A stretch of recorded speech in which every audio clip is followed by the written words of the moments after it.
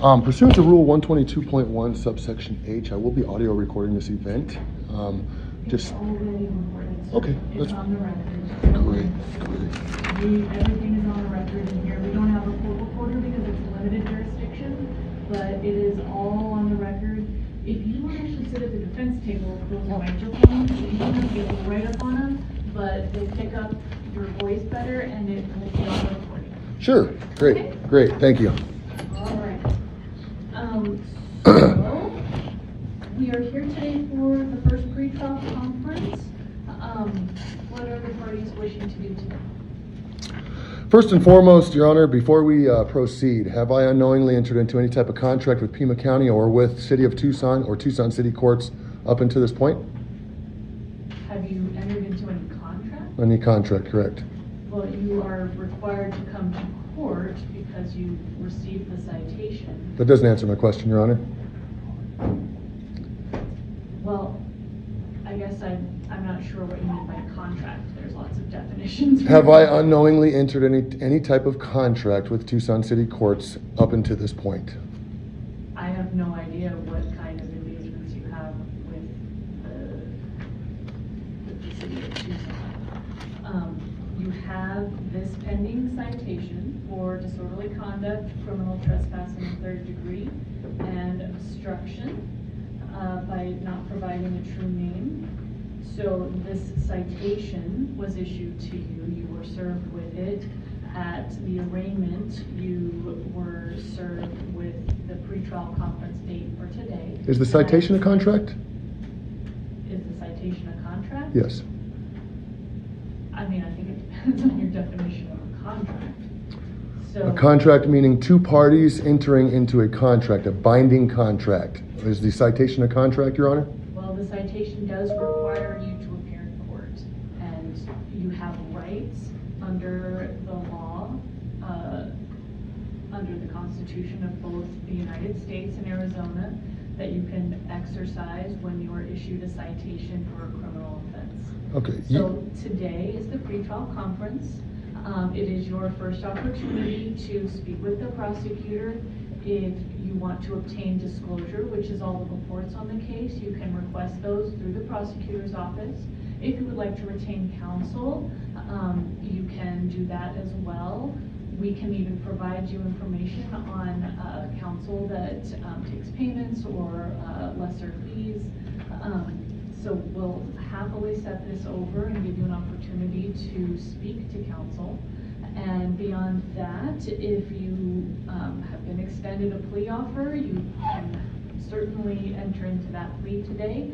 Otherwise, we can set your case for a bench trial if you would like. And you can continue to exercise your rights under the criminal justice system. Okay? Okay. I have a few questions for the courts to get on the record. Is that going to be any issue? Everything's on the record. All right. You and the prosecutor have taken oaths of office to support and uphold the Constitution of the United States of America and that of this state. Is that correct, Your Honor? Yes, we can. That is correct. Pursuant to your oaths, you are required to abide by those oaths in the performance of your official duties, especially those before this honorable court. Is that correct, Your Honor? Yes. And this court abides by all the powers and rights guaranteed to the American citizens in the federal and state constitutions, including due process of law. Is that correct, Your Honor? That's what I was just explaining to you, sir. I am presumed innocent of all aspects of the alleged charges, presumptions, and assumptions in and by this court, unless proven guilty by a well-informed jury of my peers beyond a reasonable doubt, based solely on verified evidence and proof. Is that correct, Your Honor? That's correct. You are innocent until proven guilty. That is why I explained that if you would like to get the disclosure, which is all of the evidence that the state may have accumulated in their case, you have the right to obtain that. Okay, proof consists of verified and demonstrated evidence and not opinion, especially opinion unsupported by fact, law, and evidence. Is that correct, Your Honor? Well, evidence is testimony through witnesses that are under oath on the stand, or it can be exhibits that are entered by the parties in the form of media. It could be photographs, it could be reports. Those are all types of evidence that could be presented at the bench trial. Okay. Since I am guaranteed a fair and impartial trial, how is it possible that you, the presiding judge, and the prosecuting attorney, which are both paid by the state, are a plaintiff in this case? Well, we are not paid by the state, first No. of all. No? County? We're City? paid by the city. Okay. We serve in our separate functions, they're separate departments. It says State of Arizona as plaintiff on my, You asked me who I was. oh, I apologize, Your Honor. So they're separate entities. They are entities, though. Well, sure, I mean, Okay. they're all aspects of the government, but we're fully separate. I don't have access to their files. They, Okay. they don't have access to, say, the public defender's files. They're all separate, and that is to ensure that you are getting a fair shake, that they are the prosecutor, there's the defense attorney potentially, and you have the right to retain one in this case. And then as the judge, I'm the neutral party. I don't have access to all of their reports, so I cannot form any opinion about the case prior to, because I don't have that evidence. I get to hear it freshly at the trial from the witnesses directly to then come to my conclusion. And I absolutely hold the state to their burden of proof beyond a reasonable doubt. Great. Your Honor, in my arraignment, I challenged this court's jurisdictions, and it is yet to be proven on and for the record. I do not consent or acquiesce to this court's perceived jurisdiction. It must be proven on and for the record. That yellow fringe around that flag denotes admiralty law, and I'm a bit confused here. Are we in contract court? Is there an international contract in dispute here, or is there?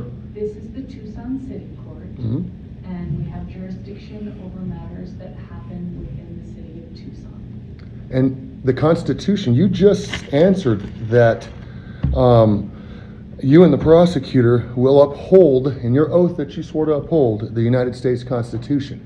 The Constitution only allows two separate jurisdictions under Article 1, Section 3, Clause 17. One of them is admiralty law, the other is a common law jurisdiction. And I am not seeking legal advice. What I am seeking is legal intent. I need to know what jurisdiction this court intends on trying me in so I can adequately defend myself. So it must be proven on and for the record before we proceed, Your Honor. Well, I just told you, we are in the city of Tucson City Court for cases that occur within the city of Tucson. There is no such jurisdiction in the Constitution. You swore an oath to that Constitution. Yes, and yes, there is. So if you would like to present a written briefing on all of this, you're more than welcome to. So somebody's going to give me legal advice? Is that what you're saying? No, I'm saying that you can write a written brief and provide your arguments in writing to the court, and then the state will have adequate opportunity to respond, and then you will have adequate opportunity to reply. Okay? I've got a few more things, Your Honor, that I need to get on the record here.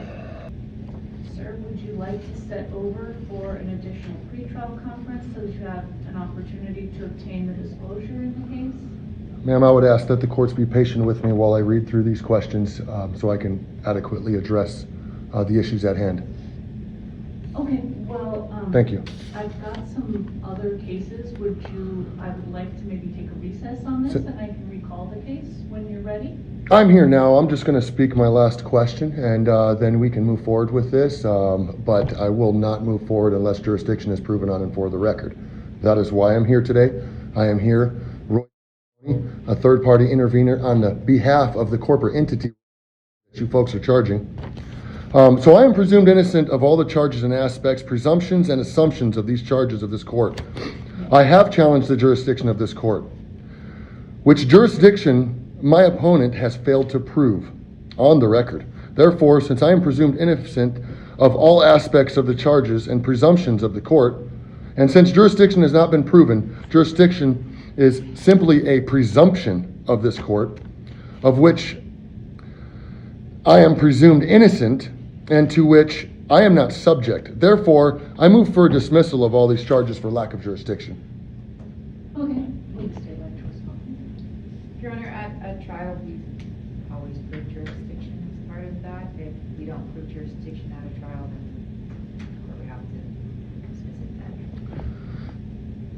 At this point, I would definitely ask that the prosecutor and possibly the judge can give me a copy of their oath and bond information, so I can take this a different direction, because it doesn't seem that this court is going to operate under the Constitution, which you agreed that you folks would. Well, the state has indicated that they believe they can prove jurisdiction, which is the location of the alleged incident. And I'm happy to set the case today for a bench trial so that that can be proven and or not proven by the state and findings made at that point. Your Honor, you just agreed that I would be able to have a jury of my peers per the Constitution, and now you're stating bench trial. You absolutely did. No, I did not, sir. I am presumed innocent of all aspects of the alleged charges, presumptions, and assumptions in and by this court, unless proven guilty by a well-informed jury of my peers beyond a reasonable doubt, based solely on verified evidence and proof. Is that correct, Your Honor? That's correct. You are innocent until proven guilty. Your case entitles you to a bench trial, and I'm happy to set that bench trial today, sir. Is a bench trial constitutional, Your Honor? Yes, it is. Where in the Constitution can I find that? It's within the case law. That's case law is not Constitution, Your Honor. It's an interpretation of the Constitution. Absolutely not. Interpreted that these offenses are not eligible for a jury trial according to the language in the Constitution. I disagree, Your Honor, respectfully. That's fine. You can disagree with me. I'll note your objection. Would you like to set your bench trial at this point, sir? I'm going to object to everything here on. Jurisdiction has not been proven on and for the record, and I will not proceed without jurisdiction proven. Can the prosecutor prove jurisdiction today, Your Honor? They've indicated that they have information. You are more than welcome to a copy of all the disclosure. That is a right that you do have. If you would like to set this over for an additional pretrial conference so that you have the time to review that disclosure, I'm happy to give you that opportunity. Otherwise, I'm going to set it for a bench trial today. I would definitely like another pretrial, Your Honor, because I still have not done my attorney interviews on all the witnesses involved in this matter. So I would definitely like to do some attorney interviews, but just so it's on and for the record, I do not consent or acquiesce to this court's perceived jurisdiction. And I'm done there. Okay, well, I will order you to attend the next pretrial conference, and let's come back.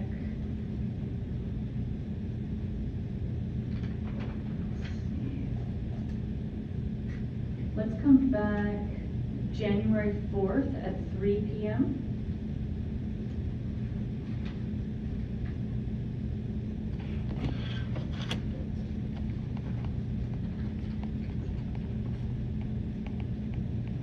And please contact the prosecutor's office so you can get all of that disclosure and you can review it and contact the witnesses that you'd like to interview. Is this the prosecutor making the claims against me? She is one of the assigned prosecutors in her office. She works at the behest of the city prosecutor. How many prosecutors will I have involved in this case, Your Honor? I couldn't tell you exactly. So it's not just one, it's multiple? It depends on who is available on any given day, but generally in this case, it will be either Ms. Garcia or Ms. Bernal. Ms. Garcia, would you mind stating your name for the record? Lupe Garcia. Lupe Garcia? And are you acting on behalf of the state of Arizona? I'm a prosecutor for the city of Tucson representing the state of Arizona. So you're a prosecutor for the city of Tucson representing the state of Arizona? Yes. Okay. All right. So you can contact the main city prosecutor's office to request that disclosure, okay? And they will let you know as soon as it's available for you to pick up. Sounds good, thank you. Okay. You can come on up here and get a copy of this minute order with your new court date. By approaching the bench, I am not consenting to anything. And I'm reserving all of my rights secured by the Constitution. Thank you.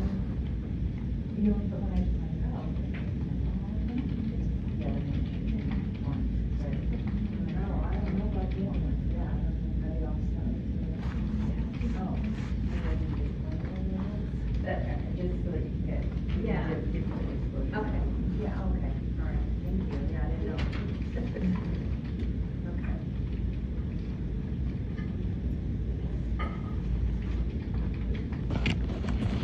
Are you the clerk? May I have your information, ma'am? You can just address me, sir. Okay? So I'm not able to know who the clerk of my court hearing is, Your Honor? Well, if you have any questions or issues, you can address them to me. I just want to know her name and information because she's involved in this matter as the clerk. So I need everybody's information, including bond information of the clerk, It's not a yours. bond in this case, sir. There's no bond? You guys are not bonded, huh? You don't have a bond. No, you guys need to be bonded as a corporation, as an entity. There is bond information attached to your name, or you guys have an umbrella bond. I need that bond information for the route that I have to take. And the clerk is definitely involved in this matter, Your Honor, and I would love to just have her information. Just first and last name and employee identification number of judge, prosecutor, and clerk. Please, on and for the record. Sir, you can obtain that information in room 104 on the first floor. Okay? If you say so, room 104, and they'll just know who everybody's bond information is? Okay. Every- I will give it an attempt. Thank you.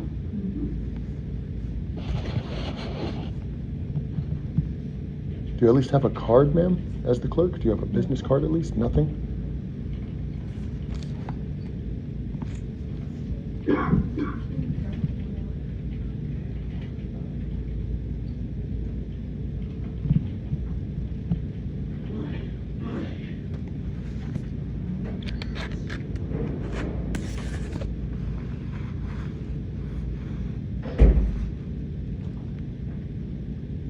Okay, sir. Thank you.